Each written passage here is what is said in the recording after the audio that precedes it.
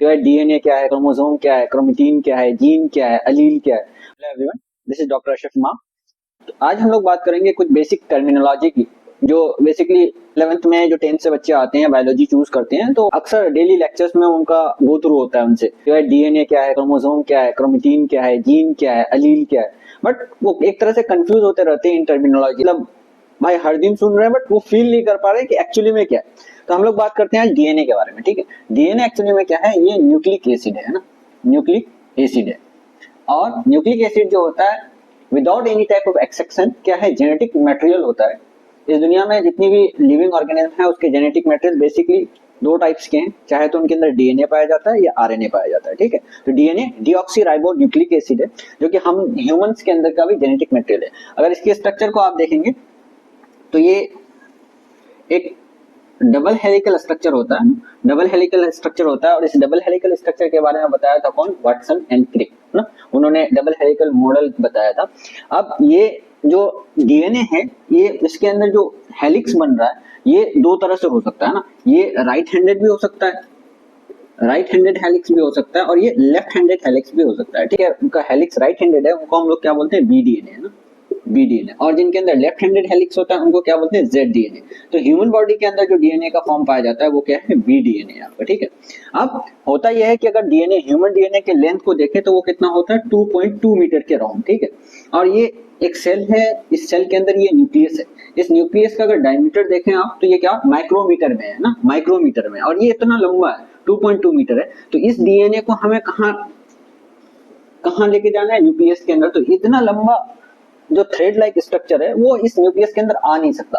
तो इस चीज को सॉल्व करने के लिए क्या किया जाता है, इस डीएनए को फोल्ड किया जाता है। ठीक है, जैसे ही डीएनए को फोल्ड किया जाता है तो इसके बाद फोल्डिंग से जो स्ट्रक्चर मिलता है उसको क्या बोलते हैं, क्रोमेटिन है ना। डीएनए के फोल्डिंग से जो स्ट्रक्चर मिलता है वो क्रोमेटिन है। ठीक है, होगा सबसे पहले हम लोग इसको लूजली फोल्ड करते हैं, इसको लूजली फोल्ड किया गया। जब आप इसको लूजली फोल्ड करेंगे तो ये क्या होगा, ट्रांसक्रिप्शनली एक्टिव भी होगा, ट्रांसक्रिप्शनली एक्टिव होगा। ट्रांसक्रिप्शनली एक्टिव का मतलब क्या होता है, डीएनए आरएनए बना रहा है ना, डीएनए से आरएनए बनना पॉसिबल है। तो डीएनए का वो पार्ट जो लूजली फोल्ड हो और ट्रांसक्रिप्शनली एक्टिव हो तो उसको हम लोग क्या बोलते हैं, यू क्रोमेटिन, यू क्रोमेटिन। ठीक है, इस यू क्रोमेटिन का फर्दर फोल्डिंग होता है। फर्दर फोल्डिंग के बाद क्या होगा, अब जब इसको और फोल्डिंग कर दिया जाएगा तो ये अब क्या हो जाएगा, ट्रांसक्रिप्शनली इनएक्टिव हो जाएगा। यानी अब ये डीएनए का पार्ट डीएनए से आरएनए में कन्वर्ट नहीं होगा। ठीक है, तो इस डीएनए के पार्ट को जो कि फर्दर फोल्डिंग करके ट्रांसक्रिप्शनली इनएक्टिव हो गया, इसको हम लोग क्या बोलते हैं, हेटेरोक्रोमेटिन, हेटेरोक्रोमेटिन। ठीक, तो क्रोमेटिन के दो टाइप्स हो गए, यू क्रोमेटिन, हेटेरोक्रोमेटिन। और इसको किस बेसिस पे डिफरेंशिएट करते हैं, बेस्ड ऑन ट्रांसक्रिप्शन और फोल्डिंग, कि अगर लूजली फोल्ड है, ट्रांसक्रिप्शनली एक्टिव है तो उसको यूक्रोमेटिन बोल देंगे। अगर वो बहुत टाइटली फोल्ड है और वो ट्रांसक्रिप्शनली इनएक्टिव है तो उसको हेटेरोक्रोमेटिन बोलेंगे। ठीक है, इसको फर्दर और हेटेरोक्रोमेटिन को और फोल्डिंग कर दिया ना, फोल्डिंग कर दी तो इससे जो कंडेंस फॉर्म ऑफ डीएनए मिलता है इसी को हम लोग क्या बोलते हैं, क्रोमोसोम बोलते हैं, क्रोमोसोम बोलते हैं। ठीक है, तो नॉर्मल कंडीशन में जो सेल के अंदर जो डीएनए दिखता है वो क्रोमेटिन फॉर्म में दिखता है। क्रोमोसोम जो डीएनए का फॉर्म है ये हमें तभी दिखता है जब सेल डिवाइड कर रही होती है, सेल साइकिल के अंदर एक्टिवली डिवीजन में पार्टिसिपेट करती है। ठीक है, तो ये बेसिक टर्मिनोलॉजीज थी डीएनए, क्रोमेटिन और क्रोमोसोम के बारे में। ठीक है, अगला है यहाँ पे क्या, जीन है ना, जीन। तो जैसे ये डीएनए 2.2 मीटर लंबा एक थ्रेड है। ठीक है, तो इस पूरे थ्रेड का हर पार्ट जो है डीएनए से आरएनए, आरएनए से प्रोटीन नहीं बनाता है। ठीक है, इसमें से सर्टेन पार्ट ही होता है जो क्या करता है, डीएनए से आरएनए में कन्वर्ट की कैपेबिलिटी रखता है, फिर ये आरएनए से प्रोटीन बनता है, यानी ट्रांसक्रिप्शनली और ट्रांसलेशनली एक्टिव होता है। ठीक है, तो ये क्या है, आपका फंक्शनल पार्ट ऑफ डीएनए है ना।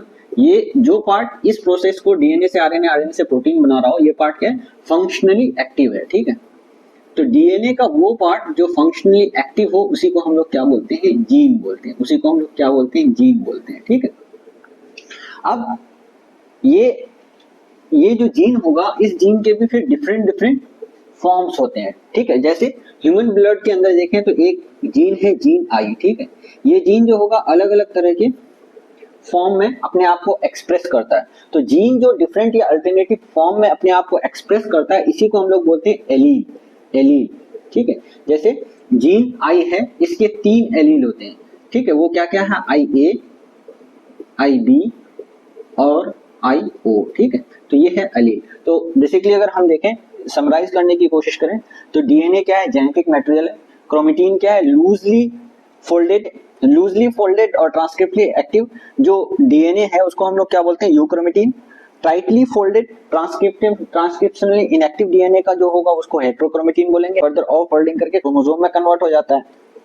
जो एक्टिव सेगमेंट ऑफ डीएनए होता है, यानी जो फंक्शनली एक्टिव होता है, उसको हम लोग जीन बोलते हैं। इस जीन का अल्टरनेटिव फॉर्म, अलग अलग डिफरेंट टाइप के फॉर्म्स हैं, उसको एलील बोल देते हैं, जिसके ये एग्जांपल्स हैं, ठीक है। इससे आगे भी हम लोग इस तरह के कुछ कॉन्सेप्चुअली जो टॉपिक्स हैं या फिर कॉन्सेप्चुअली जो छोटे छोटे टर्मिनोलॉजीज है उसको एक्सप्लेन करेंगे। Thank you so much.